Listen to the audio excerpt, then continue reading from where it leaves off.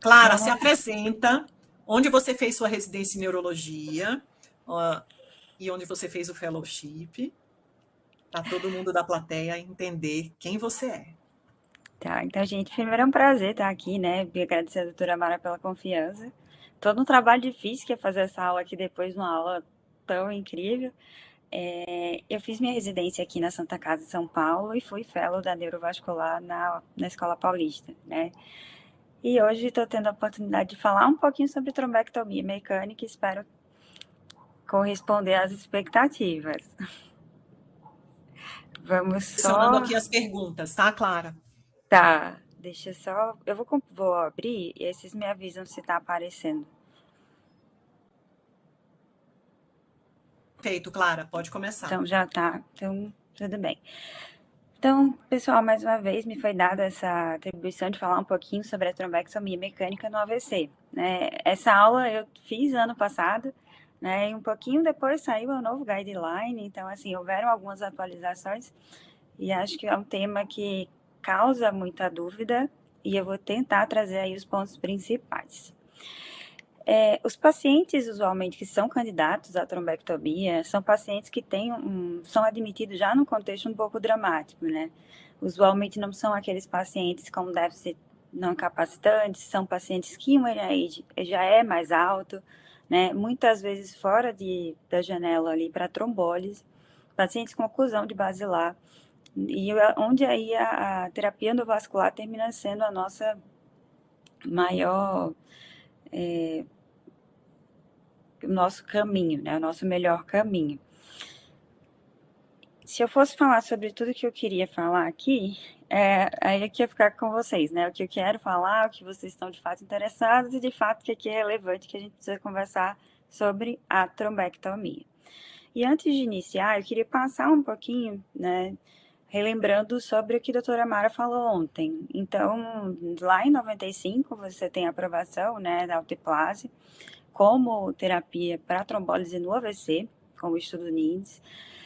Essa janela vai ser estendida em 2008 com marcas 3, né, uma janela de 3 a 4 horas e meia, mas apesar disso, ainda existiam algumas limitações para o tratamento, né? Falando-se de oclusões proximais, como oclusões de cerebral média, segmento M1 ou carótida interna intracraniana, o tempo, né, de janela para trombólise, a recanalização nessas oclusões mais importantes que terminavam sendo um pouco mais baixo, né? Então ainda existiam algumas limitações da própria trombólise. E nesse contexto, começou-se a pensar sobre algumas estratégias. Então, a gente fala de trombectomia, parece um conceito um pouco recente, porque a maioria dos estudos que foram, né, que validaram e de fato trouxeram um grau de recomendação mais alto dos guidelines, eles vieram aí em 2015. Mas desde 98, 99, alguns estudos já tinham tentado, né, fazer a infusão intraarterial da pró-uroquinase, então não era nem a trombectomia, era realmente a infusão intraarterial, cateterizava-se o vaso, fazia-se a infusão intraarterial. Já foi visto que tinha uma taxa de recanalização superior, né, àquele grupo placebo, e os dois estudos tiveram um bom desfecho, né? No entanto, nessa mesma época, assim, com o lançamento do guideline, ainda era um nível de evidência Maria, baixo. Maria, só Oi? uma dúvida, tá todo mundo vendo a tela? Porque para mim eu deixei de ver. Se A alguém... apresentação fechou, Maria. Desapareceu. Deixa eu ver o que houve. E agora? Às vezes isso acontece. Ele cai, como se fosse uma queda. Compartilha de novo. Tá, vou sair.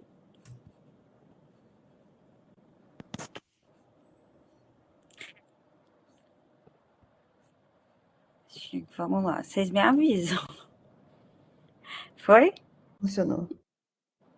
Tá, então vamos Agora lá. foi. Tá, então, assim, foram estudos que tiveram bons desfechos, mas, assim, o nível de evidência ainda baixo, né, no contexto de se considerar isso a nível de guideline. Isso também muito por conta dos devices que eram utilizados. Então, vejam aí que os primeiros dispositivos, né, os utilizados no Mercy, são dispositivos bem menos tecnológicos e bem menos que eram capazes de atingir vasos, né, de uma forma não tão como deveriam, né, não eram tão tecnológicos, então isso era uma limitação também, a questão dos próprios devices. E hoje, né, também junto com a cardiologia, se avançou muito nessa questão dos dispositivos. Então, acho que tem alguma áudio aberta. Stefânia Zingoni, feche seu coisa. Isso, já vou falando. Tá bom, doutora Mara, obrigada. Então, houve uma evolução muito grande também dos devices, né? E isso também corroborou aí para que a técnica fosse desenvolvida e que hoje, né, tornasse o que ela de fato representa do ponto de vista do tratamento do AVC na fase aguda. Então, aqui só mostrando para vocês uma tabela em que a gente vê inicialmente, né, nos primeiros guidelines da American Heart, American Stroke, qual que era aí o grau de recomendação, né? E de fato isso vai mudar em 2015 quando grandes estudos vão ser, né, estudos positivos vão ser publicados, que vão avaliar aí a trombectomia na fase aguda do AVC em casos de oclusão proximal de cerebral média e carótida interna, e aí com o tempo da admissão do ictus de 0 a 6 horas, que foi o Mr. Clean, o Revascat, o Escape, o Swift Primer Extend IA. Cada estudo, né, eles tiveram suas particularidades, e em sua maior parte, né, todos eles assim, consideraram esse tempo, incluíram tempo de 0 a 6 horas, né, dos sintomas. A parte da oclusão proximal foi um critério determinante para todos eles. O dispositivo utilizado mudou, né, entre esses estudos. Mas todos eles mostraram assim que havia um benefício no ranking, né, um benefício em funcionalidade, quando comparado ao tratamento conservador. A taxa de hemorragia intracraniana sintomática foi baixa, né, e aqueles em que, né, não foi um dado estatisticamente significativo. E a mortalidade, para os casos que foram, né, abordados, ela foi menor. Então, isso mostrava aí que parecia ser um caminho bem promissor, né? Se a gente for olhar aqui nesse gráfico, dá para perceber que tanto do ponto de vista de recanalização, né? Então, eles vão considerar como a recanalização TICI 2B maior ou igual a 2B, quanto também para o ranking, né, em 90 dias, todos eles tiveram aí um bom desfecho. Então, nesse contexto, o guideline ele já vai trazer a trombectomia como uma recomendação, considerando aí os eventos de oclusão proximal com 0 a 6 horas, né? E a primeira pergunta, que essa pergunta nós já temos uma resposta há um tempo, é se há benefício na terapia endovascular na abordagem do AVC na fase aguda em até 6 horas. Então, isso já está bem documentado, né, há bastante tempo. Mas apesar, né, desse início promissor, e como a doutora Mara falou, a neurovascular de fato é uma das especialidades da neurologia que mais, né, avança do ponto de vista dos estudos, vieram algumas outras perguntas. Primeira coisa, janela estendida, né? Então, quando vieram os Clara, estudos... eu vou aproveitar e puxar o gancho aí do teu slide. Tá. Existe agora, ainda existe esse negócio de a regra dos 6 horas, NAI de 6, lá, então não tem mais isso, né? Não tem mais, É isso aí. E é isso que a gente vai conversar um pouquinho mais. Mas que ainda era muito limitado, né? Essa questão de 6 horas, o aspecto de 6, o NIH. E aí eles vêm, né, a segunda pergunta com relação à janela estendida, então a trombectomia aí entre 6 e 24 horas. Ficou-se determinado que sim, era possível, né, considerando aí os critérios que foram utilizados para o diffuse e o down. E isso também foi incluído aí do ponto de vista do guideline. E, a priori, até o último guideline, lá em 2019, né, essas eram as principais recomendações. E muita coisa mudou, porque muitos estudos foram feitos ao longo desse período. Mas quando a gente fala de trombectomia, né, não é um procedimento simples. Do mesmo modo que a trombólise possui seus riscos, a trombectomia também tem os riscos relacionados ao próprio procedimento, né? Então, sangramentos, hematomas relacionados à punção arterial, As complicações pós-reperfusão, então se fala de um tecido, né, friável, com edema, onde o sangramento ele é provável, né, além da reoclusão. Então, não é um procedimento tão inocente, né? Então, também envolve alguns riscos. E aí, baseado nisso, que as perguntas foram ficando um pouquinho mais complexas, né? Porque quando a gente fala do Lardcor, a gente sabe que são aqueles casos mais dramáticos. Então, são pacientes com oclusões proximais, com delimitação de uma área isquêmica extensa, com um aspecto menor ou igual a 5, onde você já sabe que do ponto de vista de funcionalidade ali, é um paciente que vai, né, tender a ficar com um comprometimento funcional maior. Restaurar o fluxo, ele é essencial, mas nesses pacientes, aí lembrando a questão do edema citotóxico, né, a questão da lesão neuronal, essa reperfusão também está associada aí a uma cascata de lesões secundárias, que podem ser induzidas pela própria reperfusão. E esse foi um grande questionamento que durou aí, acho que desde 2018 até a atualização, né, do novo guideline, buscando essas melhores respostas. Claro que a gente já tinha o resultado da maioria dos estudos, mas de fato isso veio para a diretriz agora em 2026, né? E aqui só mostrando, né, um pouquinho de que a gente, né, do edema citotóxico, comprometimento aí, né, tanto da macro, microcirculação, a proteção celular, e os conceitos que a gente também reconhece aí daqueles progressores rápidos, né, que são os pacientes que, mesmo com tempo inferior do evento, a área isquêmica se delimita com maior velocidade, ao contrário daqueles progressores lentos. Então, são perfis de pacientes diferentes, né? Ao passo que um paciente pode chegar com aspectos de 3, né, com 6 horas do ictus, né, um paciente pode chegar com aspectos de 8, né, com esse mesmo tempo. Então, muda muito. Mas o que a gente busca, na verdade, é o que aconteceria com o cérebro, né, se nós não tivéssemos feito nenhum tipo de reperfusão, com a reperfusão e aquela lesão que ocorreria, né, também junto com a parte da lesão citotóxica. E aí uma pergunta para os próximos, né, trabalhos, se existe alguma forma de neuroproteção ou de proteger ainda mais esse cérebro que já vai ser danificado, né?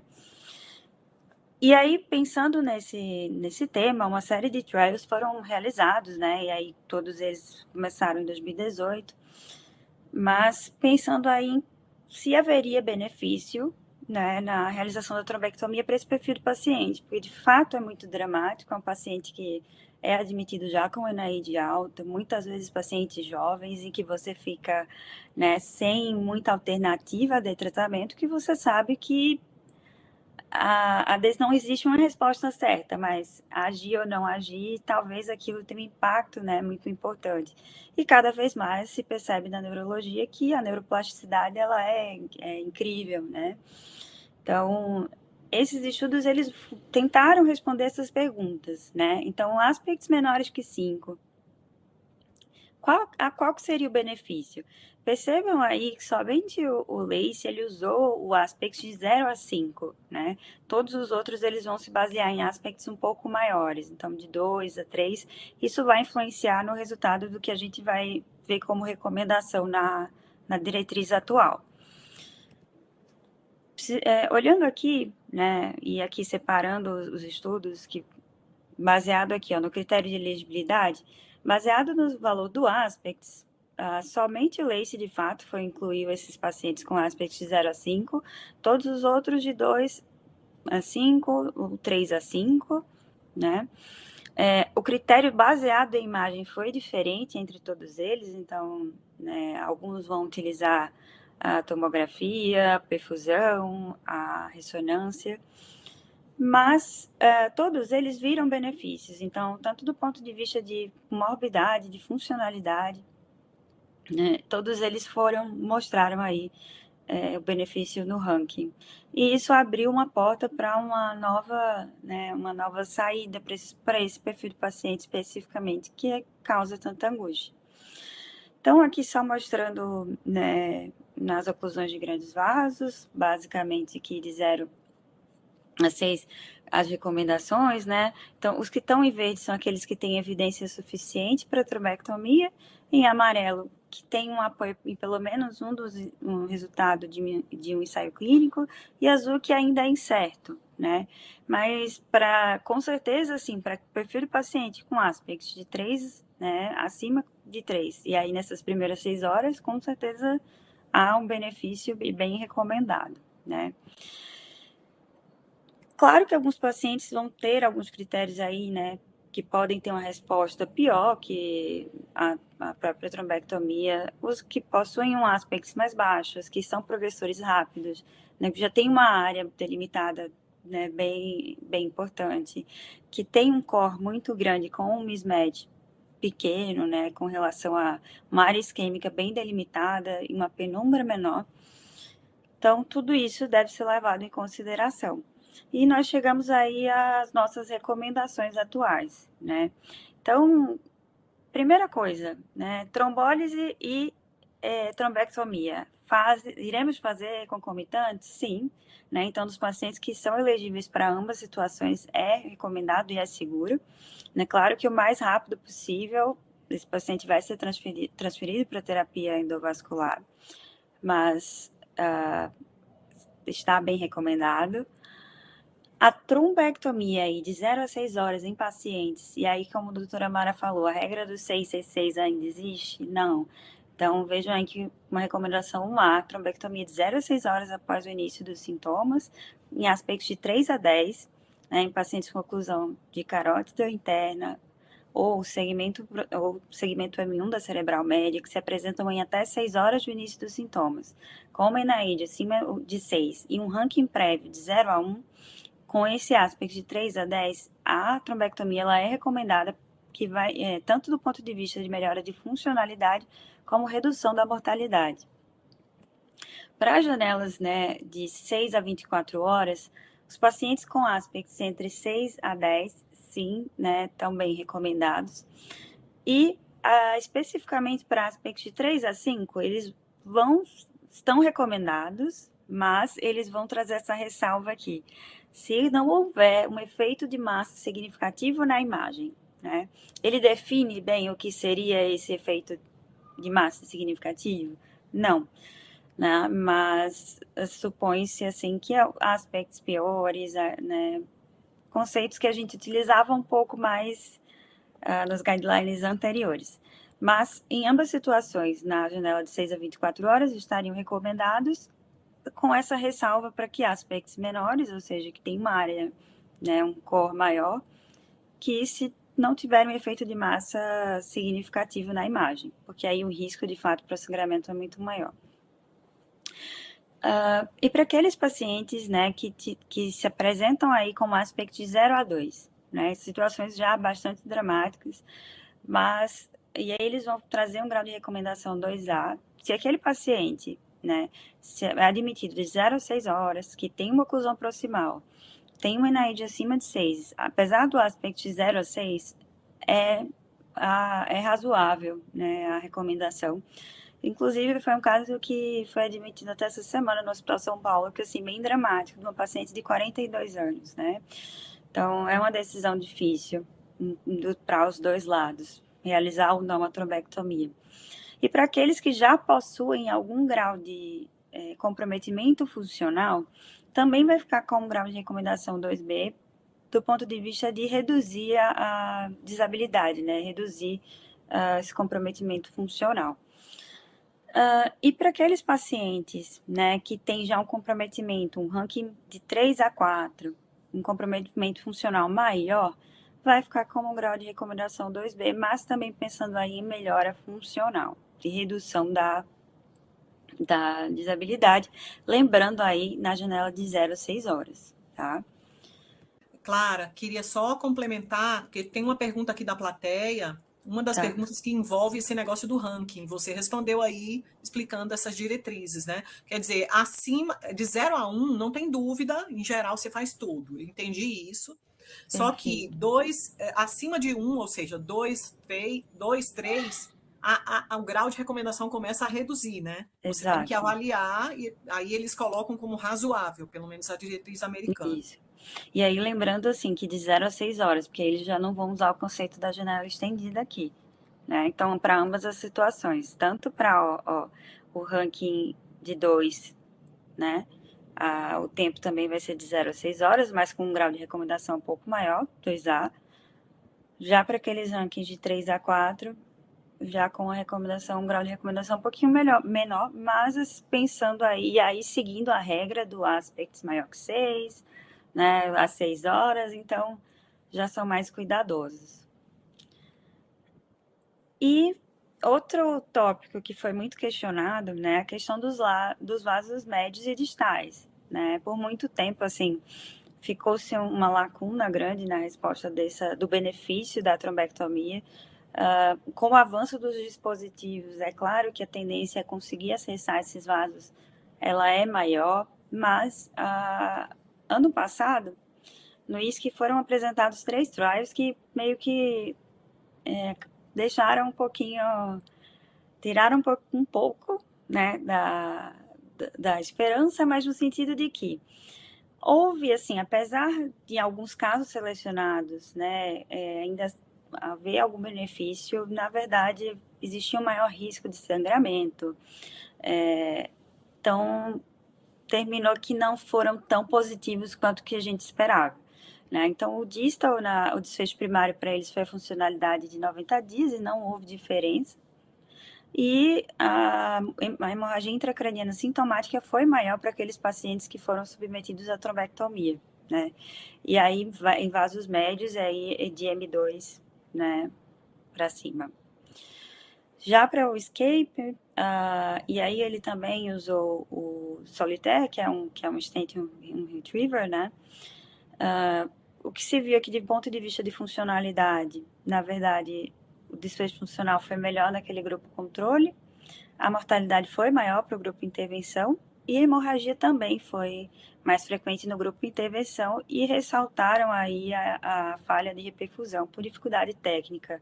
Então, são vasos mais distais, são vasos pequenos, então os devices precisam ser mais menores, né? Enfim. E o discount, ele foi interrompido precocemente por questão de sangramento no grupo intervenção, né? Então, depois desses resultados, levantou-se a ressalva de que deve-se individualizar, né, considerando o dano, sempre lembrar do perfil do paciente, não vai ser rotina, e que a gente precisa aí refinar um pouco mais esses estudos, porque os critérios de inclusão e exclusão não foram tão bem, mas foram muito amplos, né? Então termina que as análises também são um pouco prejudicadas. Mas o que é que o guideline atual vai trazer?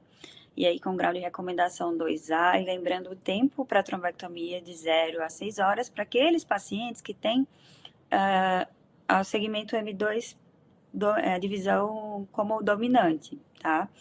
E aí, se eles se apresentam aí em até 6 horas do início dos sintomas, com um ranking prévio de 0 a 1, o NAID maior que 6 e o ASPEX maior que 6, é razoável, sim, fazer a trombectomia pensando numa melhora funcional. Mas os benefícios ainda são incertos, né? Mas não é uma contraindicação, né, nesses casos, ou seja, déficits incapacitantes, onde você tem uma dominância da divisão proximal de 1 e 2, então são mais individualizados. Mas para os outros vasos, né, quando você tem um não dominante ou codominante, né, uma divisão codominante proximal do M2, ou um ramo mais distal, ou cerebral anterior ou posterior, eles não vão recomendar, né, a realização da trombectomia. E aí entra muito também na questão de que esses estudos terminaram incluindo muitos subtipos, né? Então, acho que ainda tem muito para se entender. Essa recomendação foi com isso. base nos estudos negativos de médio e vaso médio E vaso distal. médio distal, exatamente. Só que, complementando, viu, Clara? Essa diretriz já está um pouquinho desatualizada, porque no ISC desse ano foi apresentado o Oriental MIVO, que é aquele estudo chinês, que nada mais fez do que pegar o desenho desses estudos, ensaios de MIVO, que foi feito colocando todas as coisas, tudo numa cesta só. Não sei. Eles colocaram tudo numa cesta só. No balaio só. e aí deu negativo, deu ruim. Então, os chineses, junto com o Raul Nogueira, o brasileiro, o que é que eles pegaram? Eles pegaram só os ENAIDs altos. Então, eles Sim. fizeram um ponto de corte no ENAID. Vamos pegar só os ENAIDs altos, colocar os MIVOS e testar só do ENAID alto. O que é que veio? Veio positivo. Então, se você pegar o MIVO com o ENAID mais alto, acima de 10, Há aí benefício, né? certamente vai ser atualizado em diretriz futura. Isso no estudo chinês, né? Aí tem aquele ceticismo de e se isso é replicado na população oriental, que no final das contas é tudo replicado, né, gente? Não tem, Exato. né? É tudo replicado. Você respondeu aí, então, algumas perguntas da plateia, viu, Clara? Porque o pessoal perguntou sobre MIVO, então, qual é a evidência? Então, a evidência é essa. Tem uma pergunta aqui sobre ENAID baixo. Então, de fato, para a realização da trombectomia, né? Acho que todo mundo já passou pela situação angustiante de chegar um paciente com ENAID baixo, você ir olhar a angiotomografia e ter uma oclusão proximal, né? E aí a grande pergunta é, a indicação da trombectomia? Se vocês pararem para observar, em todas as recomendações ele vai considerar o valor do ENAID, né, acima de 6. E por que isso? Porque, na verdade, apesar daquilo causar muita angústia, né, provavelmente ali não é uma oclusão tão aguda, e pelo risco do procedimento em si num paciente que não tem repercussão clínica importante, né? Então, assim, eu lembro no meu R2 uma situação muito parecida, eu fiquei assim, mas assim, não vamos fazer nada? É isso mesmo? E é isso mesmo, né? Mais uma angústia nossa, mas de fato, todas as recomendações, eu vou só mostrar, né? Eles vão considerar o valor do NIH sempre, né, acima de 6. Era essa a Pergunta da Marina pergunta? específica é essa, Clara. Olha só. Marina querendo já te atirar, assim, ó. Marina Marques, venha. ENAID baixo, devemos selecionar ou indicar trombectomia para todos, incluindo a oclusão de basilar. Ele ainda quis complicar a pergunta para cima de você. Não, então, a gente vai falar da basilar agora. Mas assim, para a circulação anterior e na de baixo, mesmo com a oclusão, não tem recomendação, Ação de né? Não tem diretriz, então, indicação. pelo menos a americana, que foi atualizada mais recente, não tem, né? Não O ponto de tem. corte é acima de 6. Então, a resposta é essa, Marina. Na circulação anterior, confere comigo, Clara. Abaixo de 6, você não tem recomendação de diretriz. Exato. E você deve individualizar os casos. Então, há muita descrição dessa questão de você colocar o paciente para sentar, fazer teste de estresse, colocar o paciente para andar, verificar como está a hipertensão arterial. Mas é exatamente esse ponto que você está falando, né? Você vai pegar uma ENAID de 2, 1, até de 0. É um doente muito raro, mas pode acontecer, né? Eu já vi. Aguda, e você vai submetê-lo a um procedimento que tem o risco de ter alguma complicação, é bem difícil. Não tem o certo e errado, né? E assim, é uma angústia, assim, o coração fica apertado? Fica, né? Você fica olhando assim, esperando, mas de fato não tem benefício. Mas aí quando a gente fala, ela complicou a pergunta falando da basilar, né? Que é outra situação dramática também. Porque muitas vezes são aqueles déficits claudicantes, né? Então, lembrar sempre que a gente vai considerar a piora, né, do paciente. Às vezes o paciente tem um sintoma aí mais inicial, mas para basilar é importante lembrar essa questão do ictus, né? Porque, de fato, são situações extremamente dramáticas. E aí, o que nós temos aqui, né, terminando de responder a pergunta da Marina, para AVC de circulação posterior. Então, 4 estudos principais, né, o BS, o Basic, o Potential e o BAOSH. De uma forma geral, o que eles vão trazer como grau de recomendação 1A? Né? Então, paciente que tem oclusão, né, da artéria basilar, com um ranking aí prévio de 0 a 1, e uma NIH maior ou igual a 10 na apresentação, né, e o PCA aspects maior ou igual a 6, a trombectomia ela vai ser, né, indicada em aí até 24 horas. E, de fato, é uma situação bem dramática, né? Às vezes são pacientes que chegam com um déficit muito importante, que até é difícil fazer uma avaliação neurológica detalhada, apesar de todo, né? E aí é uma experiência um pouco pessoal, né? Já vi casos que vão muito bem, já vi casos bem dramáticos de seguir com a trombectomia, mas assim, e ainda assim evoluírem com desfecho ruim. Porém, é o que nós temos para fazer, né? Então, mas lembrar sempre da piora dos sintomas, né? E basilar é muito traiçoeira. Então, assim, isso é muito significativo.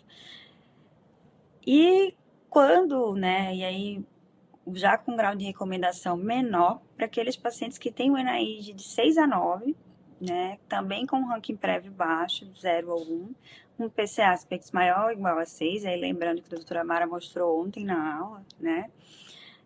Que também, assim, haveria benefício do ponto de vista funcional da trombectomia, mas a redução de mortalidade ainda não é bem, né, estabelecido. Mas, de fato, Marina, são casos graves, né, são casos bem graves e bem dramáticos, usualmente, né, mas, assim, dentro desse cenário, a gente precisa correr e tentar, né, fazer o máximo. E aí, para esse perfil de paciente, sim. E aí, uma coisa que foge, a gente sempre, né, eu acho, como neurologistas, a gente sempre pensa muito na nossa parte, né? O endovascular, o neurointervencionista pensa na parte deles, e aí fica-se, às vezes, né, um pouco daquela discussão. No fim, a decisão termina sendo muito mais, né, nossa, mas é importante a gente entender também um pouquinho sobre, né, as técnicas endovasculares, porque não é um procedimento tão fácil, né, então tem os retrievers, os stents, você pode fazer aspiração, né, balonar, compilar técnicas, então assim, uma vez que você precisa passar mais de um stent, por exemplo, o risco de lesão vascular é muito maior, né, então, basicamente, né, só quis assim trazer mostrando quais são os mais recomendados. Então, os retrievers, a aspiração, uma combinação de técnicas, né? Aqueles pacientes que aí a gente precisa, assim, né? Recomenda-se essa perfusão aí, um TIS em grau 2B, 2CO3, o mais precoce possível, né? E aí a questão mais de sedação, de anestesia, a questão de balonamento, e aí mais falando sobre as oclusões de vasos mais distais, né, ou posteriores, que aí para esse perfil não ficaria recomendado o uso dos retrievers, né, que são aqueles stents que você vai lá e pesca o trombo e puxa. Outra coisa, e assim, algumas atualizações, que aí eu não sei se a doutora Maia e a doutora Gisele têm mais informações sobre isso, mas é que lembram que no começo, né, os PROACTs, eles falavam da trombólise intraarterial com proarquitinase, e de fato parece que isso tem voltado um pouco, né, com alguns estudos que mostram aí algumas terapias aí, técnicas adjuvantes, né, então, para aqueles pacientes, por exemplo, o uso de trombólise intraarterial conjunta, né, e outra coisa que é um questionamento que eventualmente surge, são pacientes que têm aquela oclusão em tandem, ou seja, tem uma oclusão na carótida interna e uma oclusão proximal. Né? O acesso ali não é tão fácil, e aí a pergunta é, vale abordar, né, fazer angioplastia dessa carótida nessa mesma abordagem? Então, o que se vê é que, de fato, aí com grau de recomendação 2B, se há benefício, é razoável, né, pensando numa melhora funcional, mas claro que são procedimentos já mais complexos, né? Porque ele vai precisar angioplastar a carótida para depois acessar a cerebral média. E também, né, a administração de adjunta aí de trombolíticos intraarteriais, como uroquinase, alteplase, necteplase, que pode ser razoável, né? E a questão do tirofiban, né, antes não é usual e não demonstrou de fato melhora aí no desfecho funcional. O que eu vi que tem alguns estudos que têm tido resultados positivos, né, com o uso da trombólise intraarterial, mas que ainda estamos caminhando nesse contexto. Aqui é só um fluxograma que o próprio guideline ele traz, e eu vou disponibilizar para vocês junto com a aula, mas mostrando aí um racional, né, basicamente, para tomada de decisão. Esse fluxograma também inclui pediátrico, eu não coloquei, mas é basicamente o resumo do que a gente viu aqui, né? Então, para aqueles com oclusão de grandes vasos, com a M2 dominante, quando não, com a oclusão da basilar, e especificando pelo ranking, pelo aspects, e aí o grau de recomendação. Eu achei super didático, né? Para vocês consultarem depois. E aí, algumas mensagens aí que eu acho que são importantes, né, para os cérebros aí guardarem, né, essas informações. Então, se o paciente ele é elegível para trombólise e trombectomia, a conduta é trombolizar e ir para trombectomia sem atraso.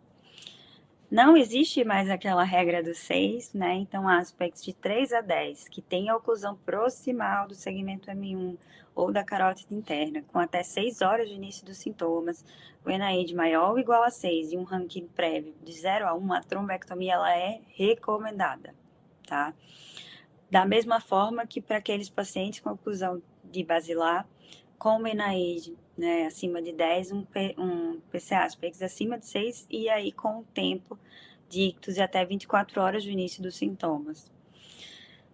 Já para aqueles pacientes que têm o aspects maior do que 6, né, e aí pensando na janela estendida, entre 6 a 24 horas, se o NIH for maior que 6 e um ranking prévio de 0 a 1, a trombectomia ela é recomendada. E para aqueles pacientes com aspecto de 3 a 5, nessa janela estendida aí de 6 a 24 horas, né, com idade menor que 80 anos, o NIH maior ou igual a 6, o ranking prévio bom, e aí com a ressalva do efeito de massa significativo, né, se não houver, a trombectomia ela é recomendada. E aqui eu queria deixar minha homenagem a todo o grupo da Neurologia Vascular da Unifesp, que me ensinou e que, assim, continua me ensinando sempre. Relembrar a frase da doutora Maramélia, né? Não é só a S. E se vocês quiserem escanear o QR Code, tá a aula e todos os artigos também estão disponíveis por ele. Obrigada. Maria Clara. Clara, dá tempo de 2 perguntinhas para você responder, assim, de bate-bola, tá? Tá bom. Antes da gente passar para a doutora Eva. Tem uma pergunta aqui que a Bruna Campos pergunta, assim, bate-bola, aspects baixo, até onde você tenta? Então, Bruna, ela respondeu isso no final. Então, depende do tempo de 0 a 6 e de 6 a 24. Então, em geral, até 6 horas é um NIH bem baixo. E além de 6 horas, você vai ter que usar alguma coisa a mais para decidir tomar essa decisão. Alguma complementação, claro, eu acho que é isso, né? Eu acho que, assim, até emblemático, porque tem uma paciente que está internada nesse mesmo contexto, né? Era um aspecto 0, 42 anos, foi admitida, tinha estenose grave da carótida, ocluiu um segmento M1, e assim, a decisão ali seria difícil, tanto pela trombectomia quanto pela não trombectomia, né? Ela fez um edema muito importante, fez percraniectomia, hipertensão intracraniana refratária. Acho que são decisões difíceis e muito individualizadas, né? Acho que se você tem o recurso disponível, se você tem uma equipe boa, que você sabe que vai conseguir monitorizar, pensando em desfecho funcional, qualidade de vida, idade, né, prognóstico ali do paciente, até mesmo a questão de hemisfério, né? Hemisfério dominante, não dominante, acho que tudo isso vai em consideração. Tá ótimo. E uma outra pergunta, a última, Fernanda, como identificar, Clara, um M2 dominante? A M2 dominante é um conceito angiográfico, então não precisa da TC perfusão, tá? É quando a M2 ela começa ali naquela região horizontal da fissura silviana e ela segue, ela é considerada angiograficamente como dominante, tá? É isso. Gisele quer comentar alguma coisa, Gisele? Não, mas a resposta parece até simples, né? Mas na verdade não é. Eu acho que a outra coisa de M2 dominante é a clínica, né? Ela falou, consideraria a NIH Então, se o paciente tem uma oclusão de M2 com uma clínica de M1, né? Então, assim, com NAID alto, provavelmente é o M2 dominante. Então, assim, até porque a perfusão, né, vai ser um reflexo do que não está funcionando quando aquele vaso está ocluído. Então, assim, em resumo, se você tem dúvida, mas o NAID é um NAID acima de 10, provavelmente você está diante de um M2 dominante. Mas a pergunta é excelente, na verdade. Muito bom. E, assim, Clara, foi ótimo, viu? Eu acho, pessoalmente, que a gente precisa individualizar os protocolos de trombectomia para as regiões, considerar o cenário com o recurso todo o recurso, e no cenário do Sistema Único de Saúde, que a gente sabe que é um cenário com recurso limitado, né? A doutora Sheila Martins fala muito isso, sabe? A gente não tem device para todo mundo. Infelizmente, essa é a realidade do Sistema Único de Saúde. A gente não tem device para todo mundo. Então, provavelmente, no seu local, na sua região, você precisa individualizar os protocolos de trombectomia. O ideal é que o Estado faça um protocolo de trombectomia e, se puder combinar com todo mundo, é melhor, para cada serviço não ficar fazendo o seu protocolo individual, porque isso complica a cabeça de quem está ali na ponta na emergência. Muito bom. Tema, assim, daria para fazer uma semana inteira. Não, tem muita coisa para discutir. Mas acho que é isso, gente. Acho que. Muito bom. Obrigada.